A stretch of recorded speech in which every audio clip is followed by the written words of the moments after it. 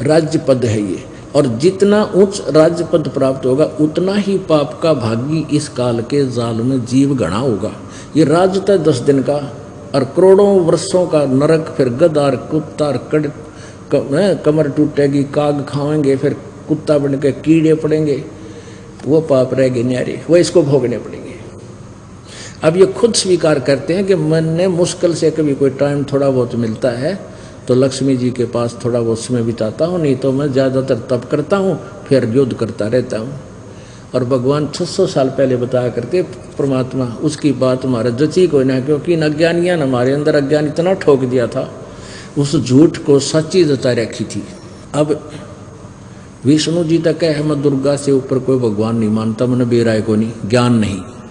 अब दुर्गा कहती है कि एक ब्रह्म की पूजा करो, ये और देख लो, वो कहती है कि ब्रह्म की पूजा करो और सब बातें छोड़ दो। ये 7वां स्कंद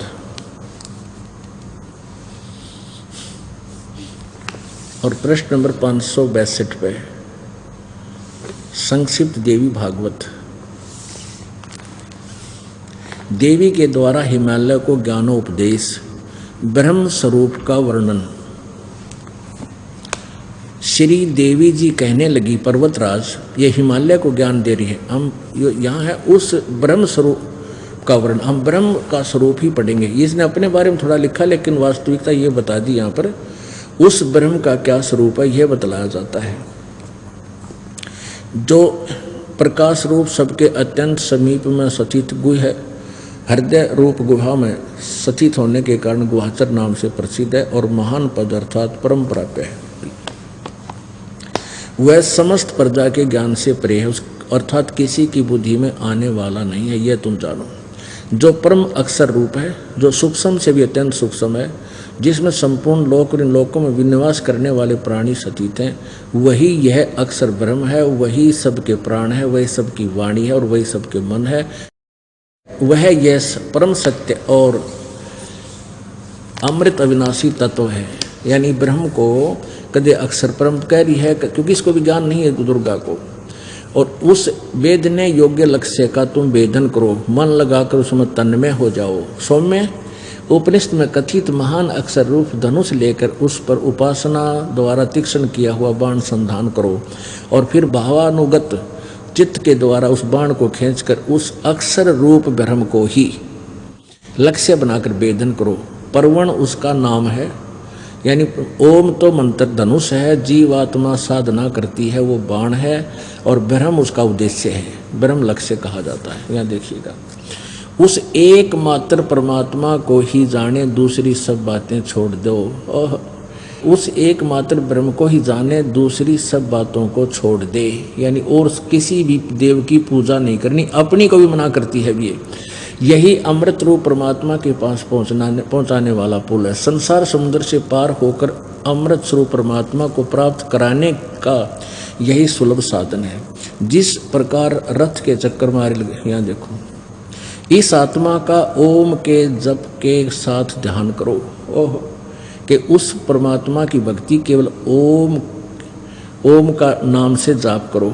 इससे अज्ञान में अंधकार से सर्वथा परे, संसार समुद्र से उस पार जो ब्रह्म है उसको पा जाओगे, तुम्हारा कल्याण हो। अब यहाँ क्या बताया है कि वह ब्रह्म 563 पृष्ठ पे, 563 पृष्ठ पे, वह यह सबका आत्मा ब्रह्मलोक रूप दिव्य आकाश में स्थित है, वहाँ पर रहता है, वहाँ उसका निवास है ब्रह्मलोक में। और पुण्यात्माओं, गीता जी अध्याय नंबर 8 के श्लोक नंबर 16 में लिखा है कि ब्रह्मलोक पर्यंत ये सभी पुनर्वर्ती में है, इनका वहाँ गए हुए प्राणी भी फिर जन्म मृत्यु में आते हैं। ये है श्रीमद् भगवत गीता अध्याय नंबर 8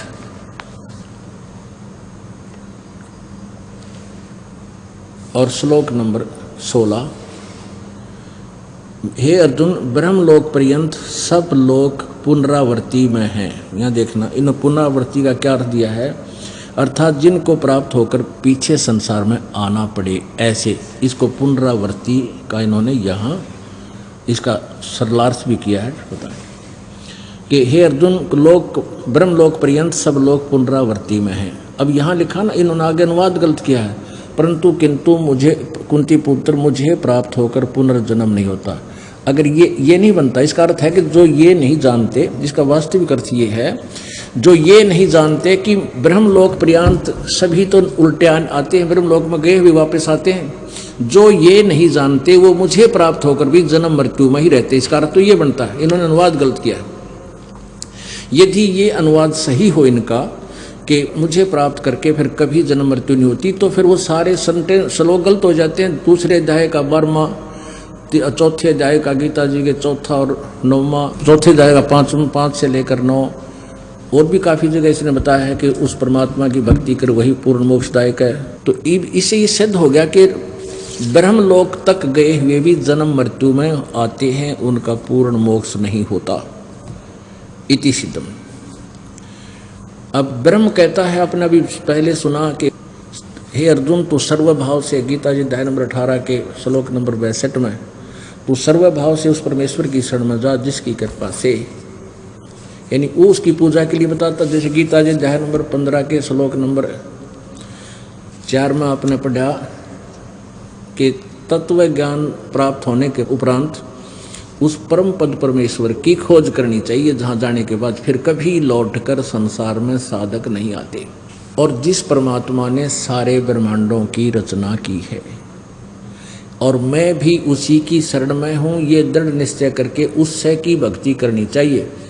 और यही गीता जी अध्याय नंबर 18 के श्लोक नंबर 62 में कहा है कि अर्जुन, तू सर्वभाव से उस परमात्मा की शरण में जा। वो परमात्मा कौन है, कैसा है, कहाँ रहता है? वह परमात्मा परम अक्षर ब्रह्म है और उसका नाम कबीर देव है, कबीर साहब है। उसके विषय में आपको जानकारी देते हैं। उस सूक्ष्म वेद की कुछ उस अमर वाणी को आपको सुनाते हैं, जो कितनी मार्मिक है, कितने गूढ़ रहस्य से युक्त है।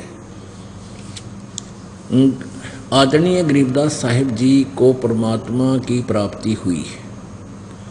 परमेश्वर स्वयं आकर के उनको गांव छुड़ानी, जिला झज्जर, हरियाणा प्रांत, भारतवर्ष में वो स्वयं परमेश्वर पूर्ण ब्रह्म परम अक्षर ब्रह्म एक साधु रूप बनाकर गरीबदास जी को खेतों में मिले, जिसमें गरीबदास जी अपनी ही गायों के पाली थे, गवाले थे। वहाँ से उनकी आत्मा को सचखंड सतलोक लेकर गए। ब्रह्मा विष्णु महेश की सब सतिथि से परिचित करवाया। आज से लगभग 250 वर्ष पहले गरीबदास जी ने आंखों देखा वर्णन कबीर परमेश्वर की महिमा का लिखा हुआ है अपनी अमरवाणी में। और कबीर जी ने उनके अंतःकरण में अपना वो सूक्ष्म वेद फीड कर दिया था। उन्होंने दोबारा फिर उस परमात्मा के ज्ञान को दोबारा प्रकाशित किया। कस्तूरी नाम कबीर है, बिन छेड़े मैं कंते, आद अंत की कहते हूँ, पटतर कोई न सुनते। कस्तूरी नाम कबीर है। आय हाय, कहते हैं कस्तूरी की इतनी अच्छी सुगंध होती है, उसने छेड़ो, उसको कहीं पर लगाओ या ना लगाओ, जहाँ भी वो रखी है उसकी आसपास के क्षेत्र में अपने आप सुगंध फैल जाती है। कस्तूरी नाम कबीर है, बिन छेड़े मैं कंते, आद अंत की कहत हूँ, पटतर कोई न संत। उसके बराबर ना तो कोई संत है और ना ही कोई भगवान है। आदि अंत यानी शुरू से लेकर आखिर तक का ये निचोड़ सुन ले।